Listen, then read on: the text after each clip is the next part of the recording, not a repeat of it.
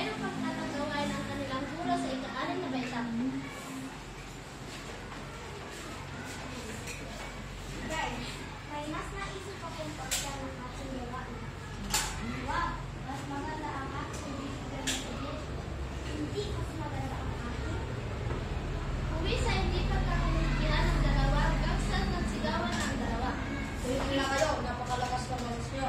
Paano kaya kung sabihin na lang ninyo ang sarili ng opinion at bigyan na lang kayo sa kapatid? Naisip ko sana pabulaan ang ating gawain. Istorya na gano'n. Pabula, kaya makakapagpulaan ang mga bibigyan ng bibigyan. Naisip kong tungkol sa hindi pagkakasundo ang sinuwa ng baksa. Hindi pagkakasundo, buong araw ay natutunan nila.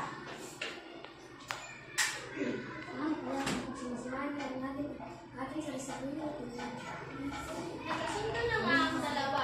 Ayon sa dahil sa pagkakaisa nila sa hindi naging magandang nilalabasan nito.